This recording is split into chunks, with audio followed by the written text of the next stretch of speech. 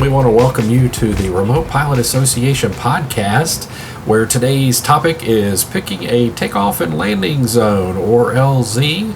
I'm your Chief Flight Instructor, TC Freeman, and want to share with you a story from the field, so to speak.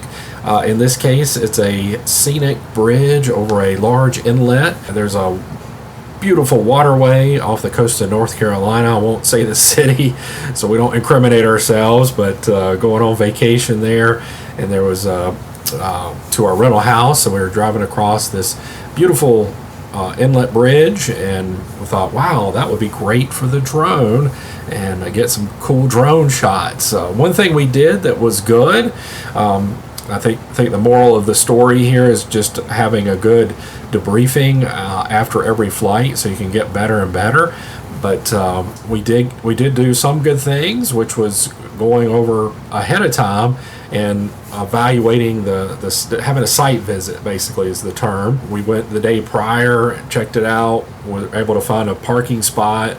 Not a whole lot of parking available. They just had kind of an extended side of the road area where a few cars could park, and so we did find that. Picked out a good LZ for the drone, and then talked about different alternative LZs with my visual observer there. So the point is that, make sure you spend time at the site to kind of get a vibe for what it's about, what the challenges can be, what are the winds doing, what's the traffic doing, or pedestrians, and that's very important. You can get a good idea of that and the weather. Though picking the time of day is important, because we went at a time where there wasn't a whole bunch of traffic, and we thought, wow, this is pretty good.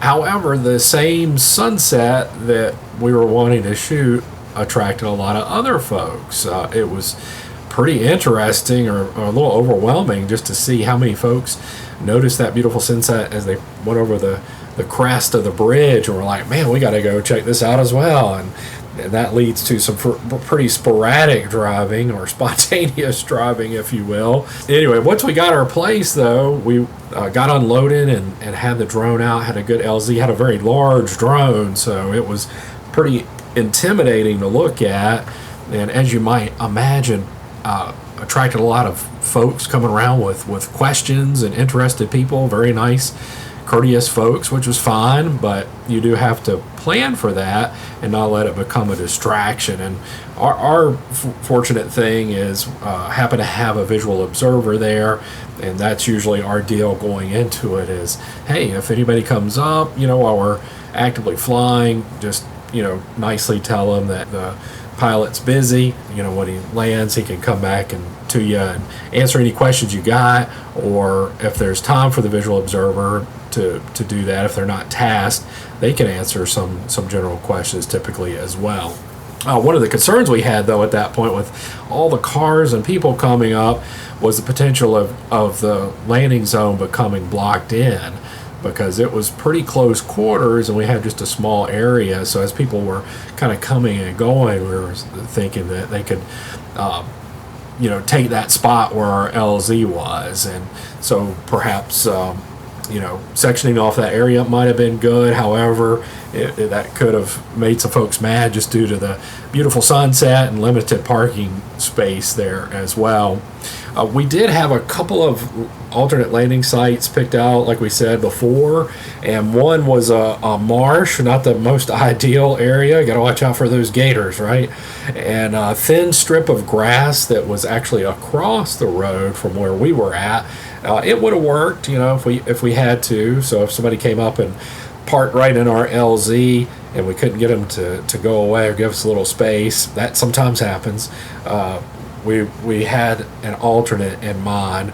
Now, one thing we did notice is once we got up in the air, I was looking around and I was like, wow, there was an LZ kind of just that we couldn't see from the ground that was really visible once we just got about 100 feet off the deck there, or above ground level, and we were able to see it, and I was like, wow, that would have been a good one to add. So we didn't know at that point, but on the fly you could be spontaneous and add that if worse comes to worse, you really need to land.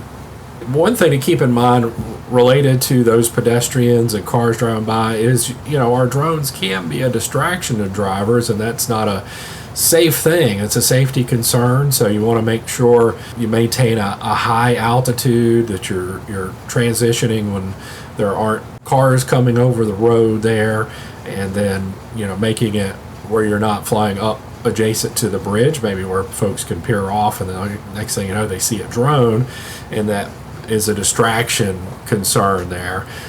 Note to drivers, you should just maintain the course, like we do in flying our drones and aviation. Keep the main job, but we're in a highly distracted state this day and age with the old, well-worn cell phone distractions and that sort of thing. So now we were able to get some of those beautiful shots, and it worked out well. Had several nice conversations after we landed. I think we inspired a young fella there that was really interested in the drone. And then we did a debriefing afterwards. We went back and looked at the footage and really enjoyed that. But we talked about, hey, what went right, what went wrong, and what could we do better? I thought a lot of things went right. We could have visited the site on the same day, as off the top of my head there, like we talked about in the story, and then sectioned off the LZ with some cones or something. It doesn't have to be a large area. You're always kind of running that risk of folks accusing you of taking up too much space, but however, that would be the right thing to do. So there's a lot of different things that we can evaluate. If you're working with several drone teams or you're in a group, make sure you spread that information around. Aviation, we try to do this non-punitive kind of approach to when folks make mistakes or could do a better job. We don't use it as a reason to, as they say, get on to somebody. We use it to do a better job next time, but also looking out after other folks so they don't have any issues as well.